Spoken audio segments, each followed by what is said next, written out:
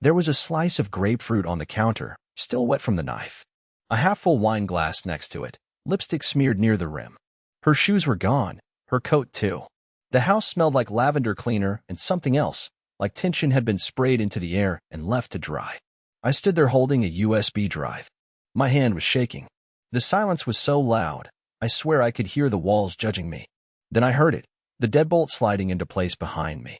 I turned slowly. She was there, standing by the door like she owned the air between us. Arms folded, one eyebrow raised, chewing the inside of her cheek. "You came back," she said. "That's bold." I didn't answer. My mouth was dry. She walked past me like I was furniture. "You shouldn't have," she added, "just loud enough." I stared at her back. I didn't understand. Just 12 hours ago, we had brunch. She smiled. She kissed my cheek. Said she'd see me later. Then I got a text, one line, no punctuation, "Don't come home." I thought it was a joke. It wasn't. While I was in the parking garage at work, trying to understand that message, my access card stopped working. My bank app froze. My emergency contacts disappeared. It all happened at once, like a magician snapped his fingers and erased me. But I'm not an idiot. And I'm not powerless. She didn't know that. She still doesn't. "Where's my stuff?" I asked. She shrugged. "Storage. Maybe landfill. Depends on how attached you were to your khakis." I tried to stay calm. My voice cracked anyway. "You can't just erase me." That made her laugh, really laugh. Not the kind from sitcoms, the kind that comes from someone who knows they have the upper hand. The kind that tells you they've been planning this a while. "Oh, sweetheart," she said, tapping her nails on the wine glass. "I already did." She was wrong. Because I hadn't told her yet. Hadn't told her I was the one who signed her company's investment deal 6 months ago under a shell name. Hadn't told her I knew about the lawyer. Or the hotel reservations. Or the hidden second phone in the gym bag. She thought I was some techie pushover. She didn't know I was the reason she even had a job. She told me to leave. So I did. I walked out with the USB still in my hand. And the next morning, she found out exactly who she'd locked out.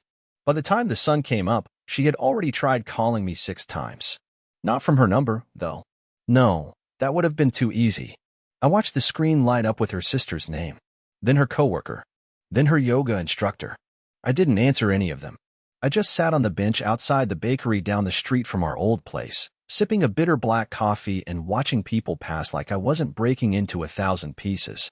It was surreal, seeing life go on like nothing had collapsed. That's what gets you the most. Not the betrayal. Not the silence. It's the fact that everything else keeps moving. You expect the world to stop when your whole life burns down. But it doesn't. The bakery still opens. The bus still runs. And your wife, the woman who used to cry at commercials and kiss your eyelids in the morning, locks you out of your own home with a smirk and then pretends you never existed. I replayed her words over and over. "You should have known this was coming, Everett. You're predictable." That's what she said after telling me to leave. Not, "I'm sorry." Not even a goodbye. Just that. I was predictable. So I made a decision. She wanted unpredictable? She was about to get it. I drove across town to a place she'd never think to check, the old office building I'd kept since before we met. It wasn't fancy, and it didn't need to be. Just a dusty room above a closed-down stationery store, filled with servers, backups, and encrypted files no one else could access. I hadn't used the space in years. I kept paying rent because, honestly, I forgot to cancel the autopay. Turns out that forgetfulness was a gift. I powered up the terminal and slid in the USB drive. What Renee never knew, because she never cared to ask, was that for the past decade, I've been the shadow developer behind a secure data vault service used by 6 different law firms and 2 private investigators. I designed it to keep client files safe, but I also used it to store my own digital breadcrumbs. See, I always had this nagging feeling when I buried under trust and birthday trips and trying too hard. I saw the glances she gave other men when she thought I wasn't looking. I noticed how her phone was always flipped screen down. I even remember the time she whispered on the balcony and said it was her cousin. Her cousin lives in Belgium and barely speaks English. So I collected. Not obsessively. Just enough. Text backups. Hotel logins. A few audio clips from her phone mic. Stuff I had legal access to because I paid for the plan and the phone was on my account. I never thought I'd use it. Honestly, I prayed I wouldn't have to. But that morning, I opened it all. And it punched the air out of me. There were messages. Dozens of them. From a guy named Brent C. A fitness trainer. Shirtless profile picture. Voice notes sent at midnight with that sleazy tone I recognized from a mile away. There was one message that made me freeze completely. I don't care if he's sweet. You said he's a nobody. You said I make you feel alive. That's what matters. I didn't move for a full 5 minutes after reading that. My hands just hovered above the keyboard. I wasn't angry. I wasn't sad. I was just done. Like a glass had finally cracked in my chest. She said I was predictable? No. I was quiet. There's a difference. And now the quiet man was awake. I called a friend. Felix. Works in asset tracking. Owes me a favor from way back. I gave him 2 names, Renee and Brent C. Told him to find out everything. Where they met. How often. What cards they used. What they thought was hidden. While I waited, I started transferring money. Not from her accounts, from mine. Out of the joint ones. Into separate safe holds. I didn't clean her out. I'm not cruel. But I wasn't about to fund her getaway with some sleeveless meathead who spells weekend with a Z in text messages. 3 hours later, Felix texted me a location and a time. A hotel. Not far. Brent had checked in the night before. And Renee? She booked the adjoining room. Predictable, huh? I sat back in the creaky chair, surrounded by blinking lights and humming fans, and finally let myself smile for the first time in days. She wanted a man with fire? She was about to feel the heat. The hotel was one of those sleek boutique places with velvet couches in the lobby and ambient jazz humming through ceiling speakers. Everything was glass, chrome, and artificial warmth. I stood by the lobby fireplace pretending to scroll through my phone, but my eyes were locked on the elevators. My heart was a mess of wires. I hadn't slept in 36 hours, hadn't eaten anything solid since that grapefruit rind on the counter. And yet, somehow, I felt sharper than I'd ever felt in my life. Like the betrayal had stripped away a fog I didn't know I'd been living in. At 3:12 p.m., the elevator pinged. He walked out first. Brent. Muscles in places that shouldn't have muscles. Tight joggers, white teeth, hair with just enough mess to look accidental. He looked around casually, stretching his neck like he'd just finished a workout. Then she followed, Renee, in her beige coat I bought for her last Christmas, holding her phone in one hand and laughing at something he said. I stood 6 feet from them. She didn't see me. Neither did he. And I just watched. I watched the woman who told me I wasn't enough flirt with someone who probably couldn't spell introspection. I watched her touch his arm the same way she used to touch mine before I made her coffee every morning. And you know what the weirdest part was? I didn't feel anger. Not the red-hot kind. I felt something else, like I had just slipped out of a life that never really belonged to me. They walked past without noticing. I gave them 5 minutes. Then I followed. I didn't confront them. I wasn't ready for that. Not yet. Instead, I walked calmly to the front desk, flashed a business card from a company that doesn't exist anymore, and told the receptionist I was conducting a background screening for a security client. I asked if Brent or Renee had left any items in the business lounge. She looked flustered but nodded. Room 808 left a file folder with some documents, she said. I believe the gentleman mentioned something about a contract proposal. Perfect. 10 minutes later, I was sitting in the business center, alone, with a folder that told me everything I needed to know, and more. Brent's real last name wasn't Cameron. It was Crowley. He'd been fired twice from gyms in the area, one for suspected harassment of a client, and the other for operating without a license. The hotel receipt showed charges for 2 bottles of wine, room service for 2, and a spa booking under Renee's name. All billed to my company credit card. Not hers. Mine. So she had no shame. Not even a pretend layer of it. I took photos of everything. Then I placed the folder back exactly where they'd left it and slipped out the side entrance. On the way home, well, the apartment I'd temporarily rented, I kept thinking about what kind of person you had to be to let someone love you that completely, then turn around and humiliate them in real time. She wasn't just cheating. She was flaunting it, confident I'd never know. Or, worse, convinced that even if I did, I wouldn't do anything about it. But she forgot something. I built systems, and I never leave gaps in my systems. That night, I reactivated a dormant access point, a mirrored backup of our home security system. Cameras, motion logs, even audio. I disabled it after Renee said it made her feel like she was living in a fishbowl. She didn't know it was still passively collecting data every 30 seconds. I clicked into the timeline, and for hours, I watched. I saw every time Brent had been inside our house. Not just once. Not even twice. This had been going on for months. One clip showed her laughing in the kitchen while he leaned against the counter barefoot, sipping coffee from my favorite mug, the one that says, "World's okayest husband." I wanted to scream. I wanted to throw something. But I didn't. I kept watching. And then, at 2:11 a.m., I found the clip that froze me solid. Renee. Alone. On the phone. Whispering. I told him to leave. I think it worked. Honestly, I don't even think he understands what's happening. He's such a... I don't know. I'm tired of pretending. Brent says once we sell the house, we can vanish. He says Everett will roll over, like he always does. She laughed. Then she said something else. Something I'll never forget. He still thinks I married him because I loved him. That's when I stopped the video. Not because I couldn't watch more, but because I'd already decided what came next. By morning, I had already changed every digital lock. She hadn't noticed yet. The house was still hers in her mind, and I wasn't going to tell her otherwise. Not yet. I wanted her to step just a little further across the line. I wanted her to feel confident, safe, smug, because that's when people make mistakes. I'd seen it 100 times in network security. Attackers always overplay their hand right before the firewall swallows them whole. Around 11:40 a.m., I accessed the mirrored audio feed again. I wasn't even sure what I was looking for at that point. Maybe closure, maybe ammunition. What I got was so much worse. She was on the phone with a man named Corbin. I remember that name.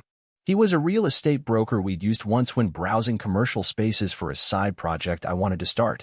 She'd always said Corbin was too clingy, but there she was, her voice syrupy and polite. "Yeah, Corb, we're ready to list it." "Ma'am, he's gone. He left without a fight, just packed up and disappeared." Pathetic, right? Honestly, I think he's embarrassed. Which is perfect. We can say he abandoned the property. I'll push for a quick sale. Brent's gonna handle the move-out logistics. He's good with that stuff. There was a pause, and I heard her giggle. "Don't worry, I'll handle the deed stuff. It's technically in my name now." He signed the transfer during that refinancing we did last year. I told him it was just for better rates. Can you believe he didn't even read it? God, Corbin, he's so soft. She laughed again, like she was telling a funny bar story, not orchestrating the theft of my entire life. I didn't move for a solid minute. I just sat at my desk staring at the screen like it would blink away the betrayal if I stared long enough. But the truth didn't go anywhere. She had used my trust like it was a tool, maybe even like a weapon. And now she was preparing to erase me completely, financially, legally, emotionally. And I had to admit, it had almost worked. Almost. The difference now was that I wasn't the Everett she knew anymore. I wasn't just hurt. I was calculating. I opened a document folder labeled Blackbird, a failsafe I built years ago when I was ghost developing code for a litigation intelligence firm. It was a toolkit of sorts. Scripts, tracers, IP crawlers, metadata extractors. It was never meant to be used on someone I loved. But then again, maybe she hadn't been someone I loved in a long time. Maybe I'd been in love with the memory of who she used to be. I ran the tracer script on Brent's last location ping from the hotel. That led me to his client booking site, which, in turn, linked to a Venmo trail Renee had used to quietly pay for their weekend trips using gift card conversions. Clever, sure, but not clever enough. She'd linked the purchases to a backup Gmail account under a fake name, one I recognized. It was a name we used for a couple's game night years ago, as a joke. Amber Featherstone. She was using our old joke as a cover identity. The sting of that hit harder than the affair. I went deeper. I built a full map. Dates, locations, payments, device pings. Then I cross-referenced it with the times she told me she had networking dinners or emergency showings for listings that mysteriously never made it to market. The overlap was nearly perfect. It was like watching a ghost retrace the last year of your life in invisible ink, slowly revealing what you missed. By sunset, I had everything I needed, but I didn't want revenge. Not the way movies make it look. I didn't want to destroy her. I just wanted the truth to stretch out in front of her, undeniable, until she finally saw what she was, not who she pretended to be. I wanted her to feel the silence of being found out. So I planned something precise. I booked a private appointment with the realtor she called. Corbin. I used a pseudonym, a fake company name, and told him I was an interested buyer looking to view the home discreetly before it hit the market. He scheduled me for Tuesday morning. Said the current owner wouldn't be home. Perfect. I called Felix again, asked him to meet me with a camera crew and a contract specialist. No cameras in her face. No screaming. Just quiet documentation. Cold facts. Legal truths.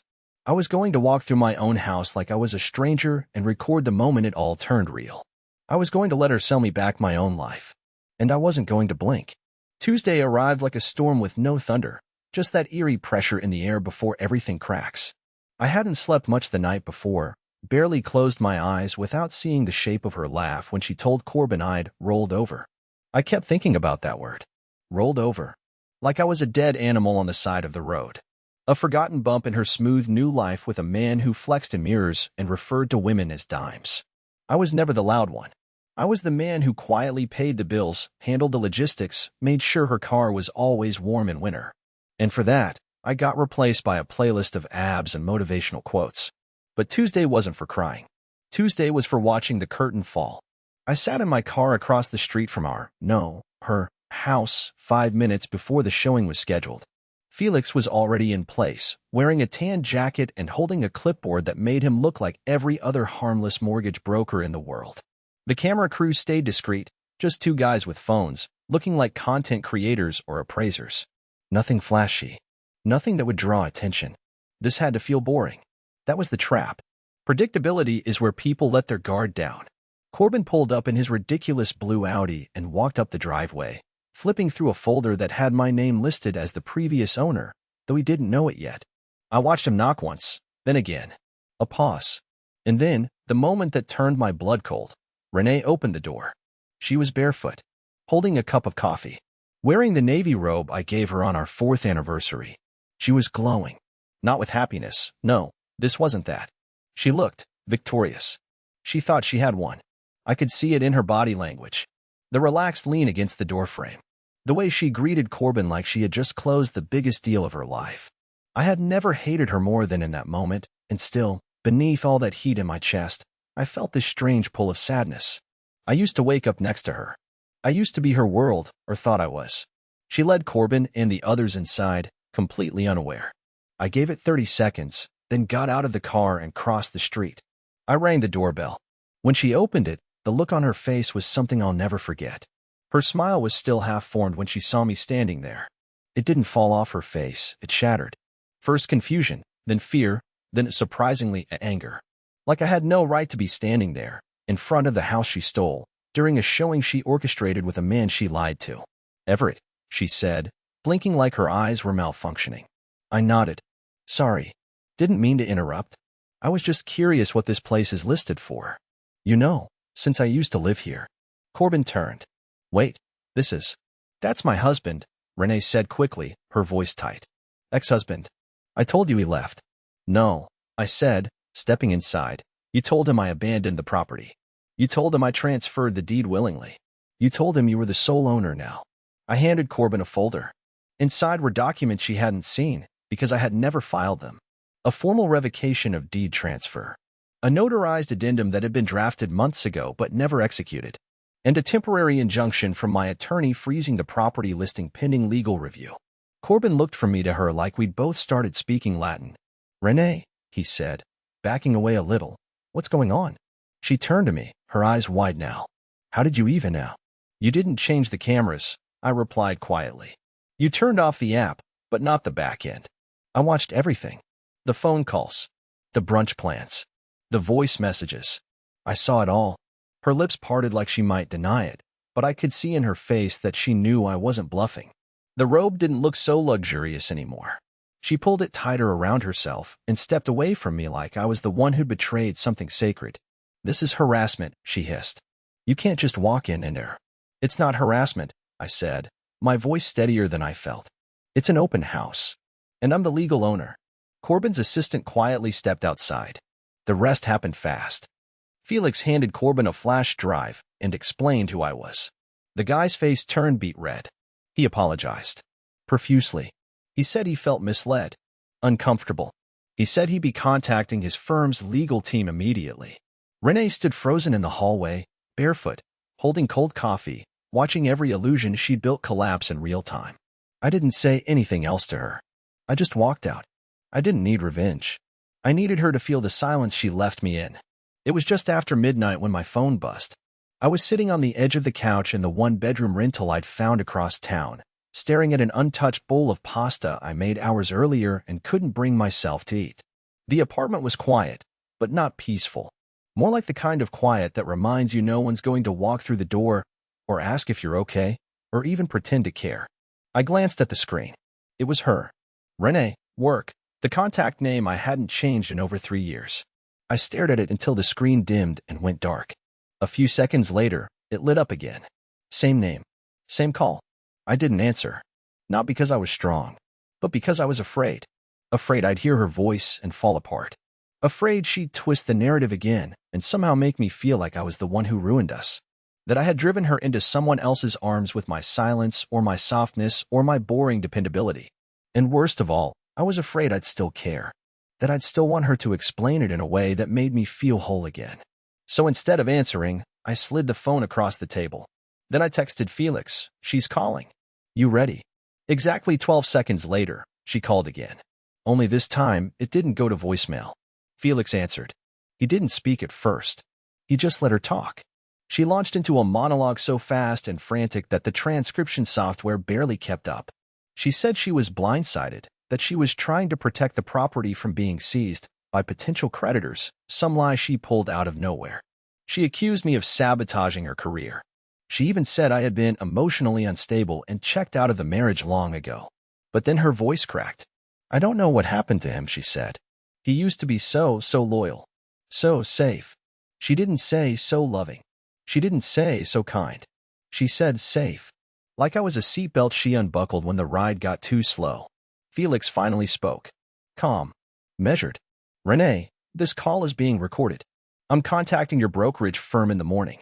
Everett has retained legal counsel. This is your notice to cease all claims of ownership over the property.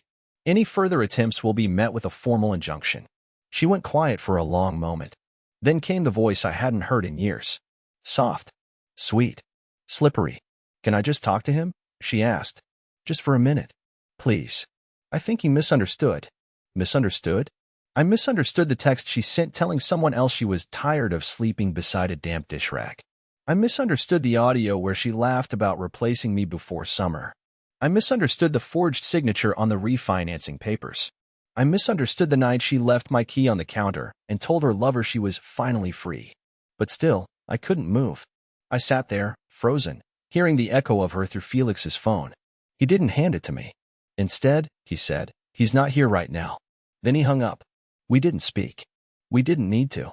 He just nodded and left me sitting there with a blank screen and the soft hum of betrayal bouncing around my chest. I stared at the pasta. Cold now. Useless. Like me. I got up, dumped it into the trash, and opened the laptop again. I couldn't sleep, so I returned to the one thing I knew better than anything: information.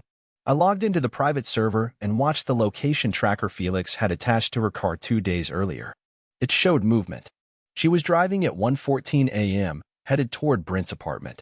Not home. Not to the life we built. But to the man she chose while I wasn't looking. And this time, I didn't look away. I logged into the building's guest entry logs. Brent lived in a smart access complex. Most tenants don't realize how easy it is to pull entry metadata if you know who manages the access API. She buzzed in. Door unlocked. Unit 4C.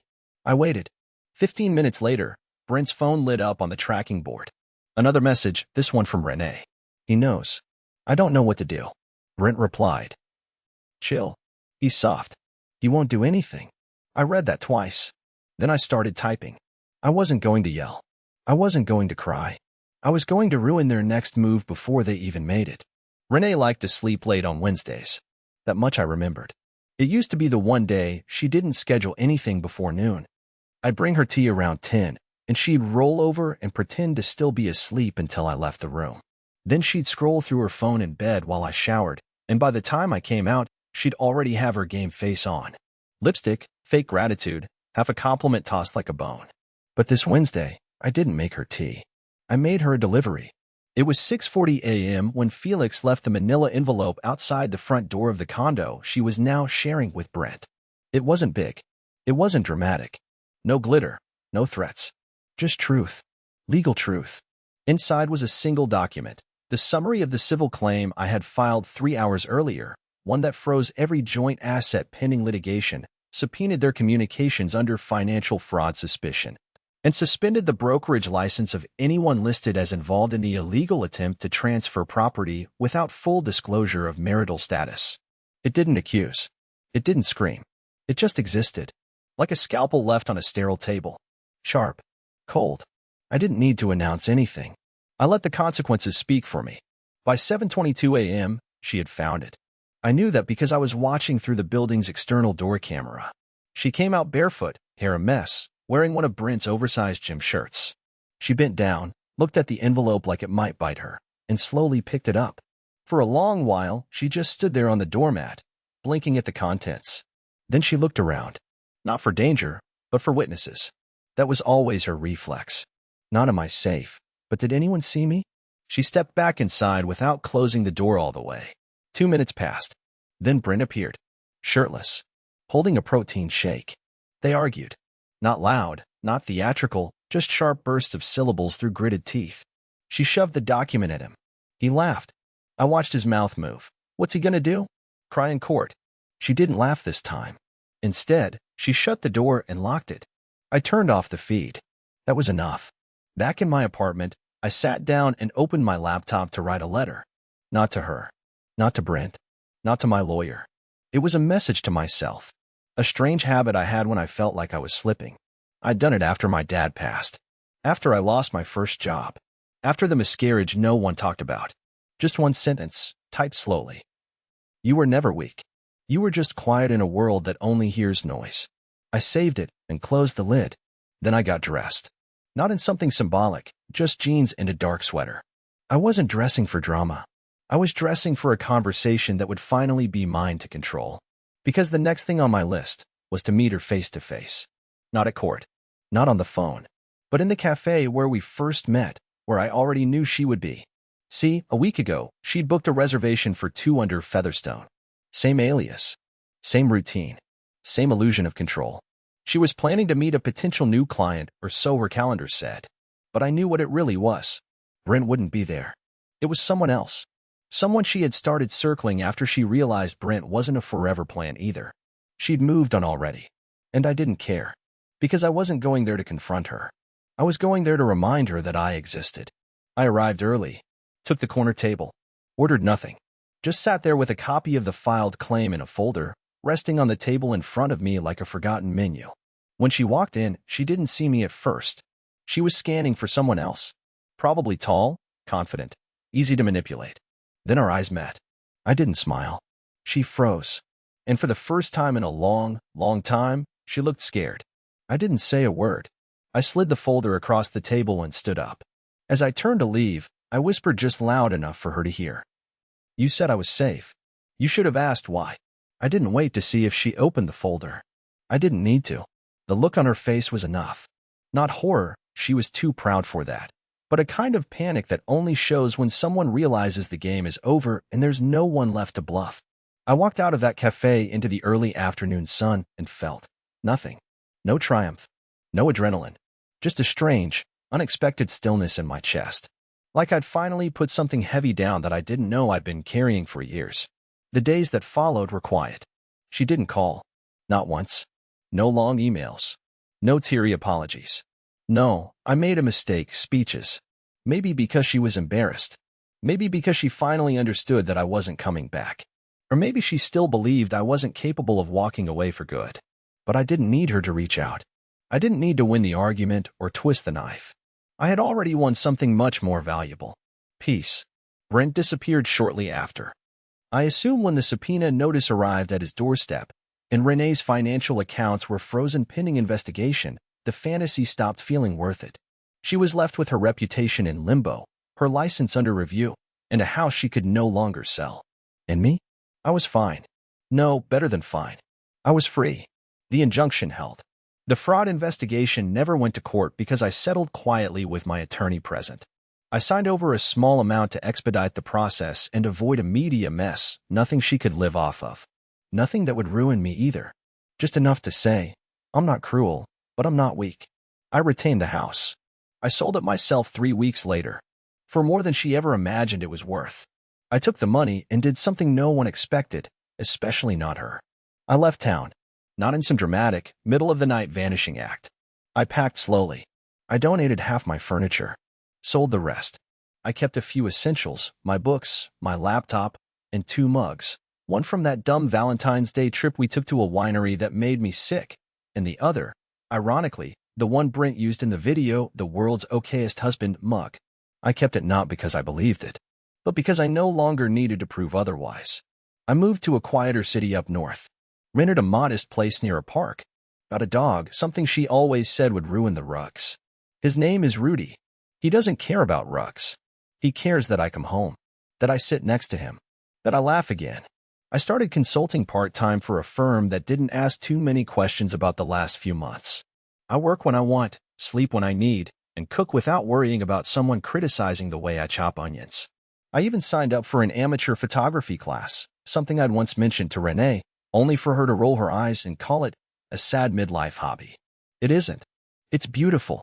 Last week, I took a photo of Rudy chasing leaves by the lake. Sunlight hitting the water just right. I printed it and framed it on my wall. For the first time in over a decade, I look at something I created and feel proud. Not because it's perfect, but because it's mine. I never heard from her again. Sometimes I wonder if she still tells people I was too quiet or too soft. Maybe she does.